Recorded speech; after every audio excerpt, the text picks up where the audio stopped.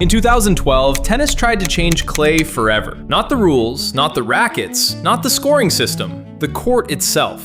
At one of the biggest tournaments in the world, the famous red clay suddenly turned bright blue. At first, it looked like the future. The ball was easier to see, the court looked modern. The tournament had everyone talking. But within days, players were slipping, legends were furious, and two of the greatest clay court players of all time were threatening not to come back.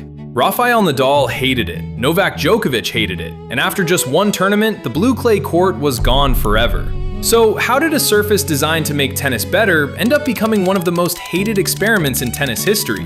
Because this story is not just about a weird colored court. It is about what happens when a sport built on tradition tries to become more entertaining. It is about money, television, player safety, and one very dangerous question. How much can you change tennis before it stops feeling like tennis? And to understand why the blue clay court failed so badly, you first have to understand why it seemed like such a good idea. Why changing the court made sense. Tennis has always been a sport of surfaces. Grass is fast, low bouncing, and historic. Clay is slower, physical, and brutal. Hard courts sit somewhere in between, giving the sport its most balanced surface. And for decades, every surface had its own identity. Grass looked like grass. Clay looked red. Hard courts could be almost anything. But then television changed everything. For casual fans, watching tennis on TV is not always easy. The ball is tiny, it moves incredibly fast, and on certain courts, it can disappear into the background. So tournaments started thinking differently. The US Open moved toward blue courts. The Australian Open also changed its color scheme. Suddenly, tennis looked cleaner, brighter, and easier to watch. And that mattered, because tennis was no longer just a sport played in stadiums. It was a global product on television screens around the world. So from a business perspective, the idea was simple. If blue hard courts made the ball easier to see, why not try blue clay? That idea came to life in Madrid. The Madrid Open was already one of the biggest tournaments outside the Grand Slams. It had money, star power, and a place right in the middle of the clay court season. But Madrid also wanted to stand out, because in tennis, tradition is powerful.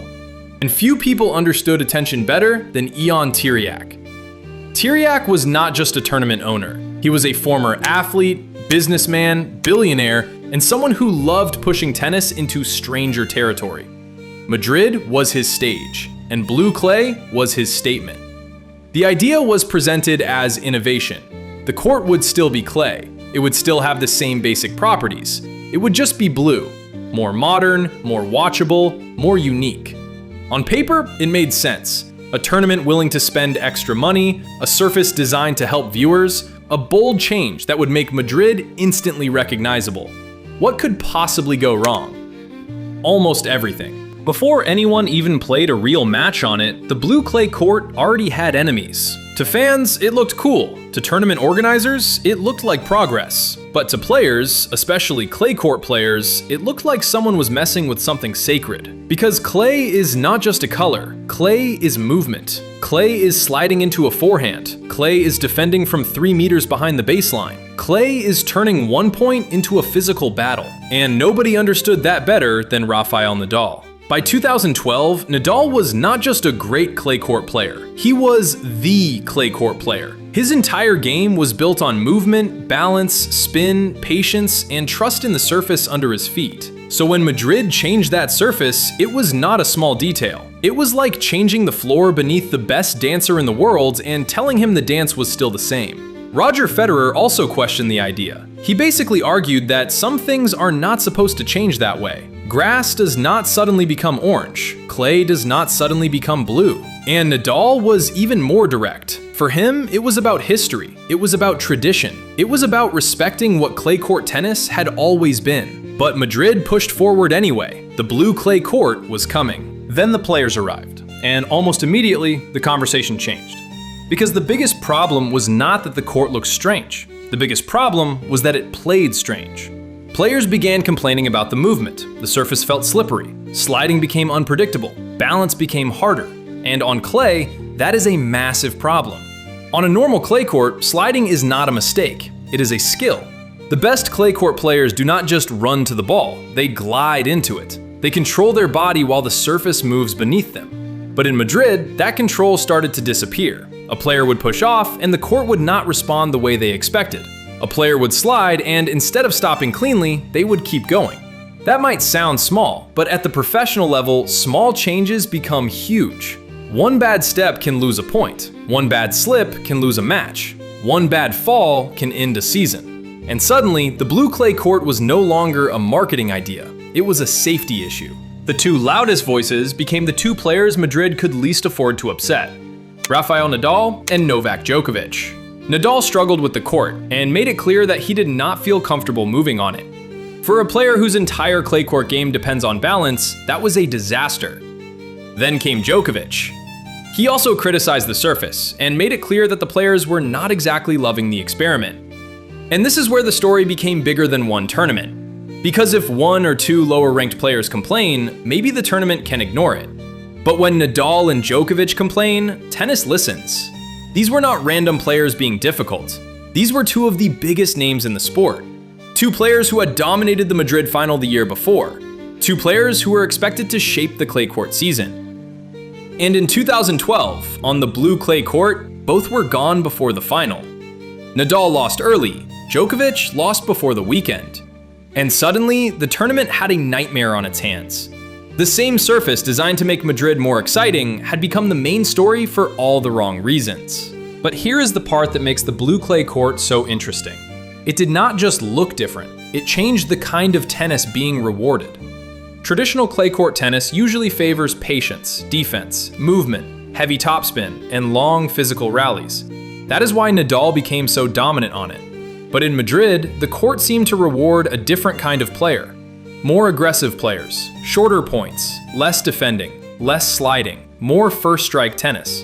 And that is where the blue clay experiment became more than a visual failure. Madrid had not just changed the color of clay, it had accidentally changed the identity of clay. That is the moment the whole thing broke. Because if clay no longer rewards clay court tennis, then what is it? Is it still innovation? Or is it just a gimmick? In the end, Roger Federer won the tournament. And in a strange way, that made perfect sense. Federer was one of the greatest players ever, but he was not built like Nadal. He did not need to grind in the same way. He did not rely on endless defensive sliding as much. So while the surface was difficult for everyone, it may have been less damaging to a cleaner, more attacking style. But even with Federer lifting the trophy, the tournament could not escape the backlash. Because the winner was not the lasting image. The lasting image was the chaos, the complaints, the slipping, the threats, the sense that Madrid had gone too far. And when your brand new innovation ends with some of the biggest stars in tennis saying they might not come back, you have a problem, a very expensive problem. Just weeks later, the experiment was over. The ATP decided that blue clay would not return for the 2013 Madrid Open. After one tournament, the blue clay court was effectively dead. And the message was clear: tennis was willing to modernize. But not like this. Madrid went back to red clay. The players came back, the tournament moved on. But the blue court never really disappeared. It became a warning. A reminder that in tennis, tradition is not just decoration. The red clay is not just red because it looks nice. It is red because it represents a style of tennis, a rhythm, a history, a physical language that players spend their entire lives learning. And when Madrid tried to repaint that identity, the sport rejected it. The blue clay court failed because it tried to solve a real problem in the wrong way. It made tennis easier to watch, but harder to play. It made Madrid stand out, but for the wrong reasons. And it proved that sometimes the most dangerous changes in sport are not the ones that rewrite the rulebook. Sometimes all it takes is changing the ground beneath your feet. Because in 2012, tennis did not just ban a color, it banned an idea. The idea that you can change the soul of a sport and expect the players not to notice. The red clay is not just red because it looks nice. It is red because it represents a style of tennis, a rhythm, a history, a physical language that players spend their entire lives learning. And when Madrid tried to repaint that identity, the sport rejected it.